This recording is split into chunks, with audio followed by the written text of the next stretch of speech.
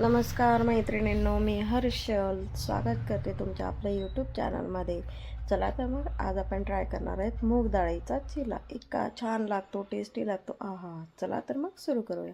मी अगोदर 1 कप मूग डाळ घेतलेली आहे आणि अर्धा कप उडद डाळ घेतलेली आहे. दोन्ही डाळ्या 4 ते 5 तास छान पाण्यात भिजवून घेतलेल्या आहे. सो ह्या अगदी छान भिजून झालेल्या आहेत. आता मी याला काय करते की दोन्ही डाळींना आपल्याला बारीकसं वाटून घ्यायचं आहे आणि त्याच्यामध्ये मी मिरची ॲड केलेली आहे, त्यानंतर आलं लसूण पेस्ट ॲड केलेली आहे, त्यानंतर थोडंसं पाणी, कारण आपली डाळ ही चिकट असते, उडीद डाळ, त्याच्यामुळे पाणी हे लागतंच. सो आता आपल्याला हे वाटून घ्यायचं आहे. सो तुम्ही बघू शकता हे मिक्सरमध्ये छानसं अगदी प्लेनरित्या वाटलेलं आहे, कारण की आपण ह्या डाळी ऑलरेडी भिजवून ठेवलेल्या होत्या. सो आता हे अगदी मस्त स्मूथ वाटलं गेलेलं आहे. तुम्ही बघू शकता यात जाडसर असं काहीच नाही आहे. एका बाउलमध्ये मी मिश्रण काढून घेते. त्याच्यामध्ये आपल्याला अर्धा चमचा हळद ॲड करायची आहे, त्यानंतर थोडंसं मीठ ॲड करायचं आहे. सो मी याच्यामध्ये हळद, मीठ असं सर्व काही ॲड करून घेतलेलं आहे. सो तुम्ही बघू शकता हे व्यवस्थितरित्या हलवून घ्यायचं आहे, फेटून घ्यायचं आहे, जेणेकरून काय होईल, आपला जो चिला आहे तो अगदी फ्लफी बनेल, लूजसर बनेल आणि खायला अगदी मऊसूतही लागेल. त्यामुळे तुम्हाला जेवढं फेटता येईल तेवढं फेटा, हे बेस्टच राहील. आता हे छान आपण कन्सिस्टन्सी बघून घ्यायची आहे. हे थोडं घट्ट वाटतं आहे मला, त्यामुळे मी याच्यात थोडंसं पाणी ॲड करते.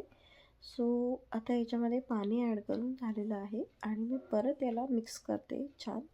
सो आपण जसं चिल्याला कन्सिस्टन्सी असते तसं भज्याचं पीठ असतं तसंच त्याची कन्सिस्टन्सी ठेवायची आहे.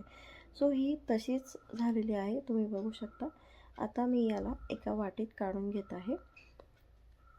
आता हे सगळं काही एका वाटीत काढून घेतलेलं आहे मी, तुम्ही बघू शकता, जेणेकरून काय होतं की आपल्याला याची कन्सिस्टन्सी कळणार आहे. ओके, आता मी याच्यामध्ये थोडासा कांदा ॲड करते आहे.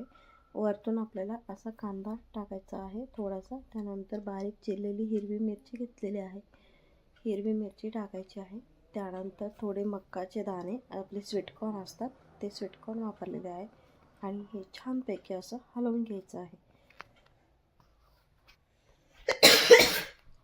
हे हलवून झालेलं आहे. आता मी याच्यामध्ये थोडंसं मीठ टाकते आहे आणि थोडंसं बेकिंग सोडा ॲड करते आहे. सो बेकिंग सोडा टाकल्यावरही याला व्यवस्थितरित्या हलवून घ्यायचं आहे. त्यामुळे काय होईल, हे मिश्रण जे आहे ते आणखी हलकं होणार आहे. सो आता एका मी फ्राय पॅनमध्ये थोडं तेल सगळीकडनं टाकलेलं आहे आणि जे आपलं मिश्रण आहे ते मिश्रण टाकून घ्यायचं आहे. आपल्याला लक्षात ठेवा याच्यामध्ये एकच चिला बनवायचा आहे. सो त्यामुळे हे मिश्रण हे थोडं जाडसर टाकायचं आहे आणि घट्टसर. ओके, असं टाकून त्याला तेल आपोआप सुटलेलं आहे. मी थोडं झाकण ठेवून 5 मिनटं वाफ काढून घ्यायची आहे. त्याच्यावरती माझ्याकडे बीट होतं, तर बारीक किसलेलं बीट टाकलेलं आहे. त्यानंतर थोडंसं मिरची, हिरवी मिरची बारीक चिरून टाकलेली आहे.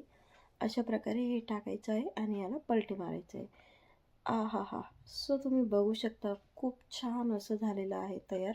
आणि हा खायला सकाळी सकाळी रोज रोज नाश्त्याला काय करणार, त्यामुळे झटपट आणि पटपट होणारा, फक्त 10 मिनटात होणारा हा चिला खूप टेस्टी लागतो. सो तुम्ही अशा प्रकारे नवनवीन रेसिपी ट्राय करून बघा आणि अशाच नवनवीन रेसिपीसाठी आपल्या चॅनलला लाईक, शेअर, सबस्क्राईब करायला विसरू नका. चला तर मग आजच्या पुरतं एवढंच. भेटूया नेक्स्ट ब्लॉगमध्ये. Bye bye.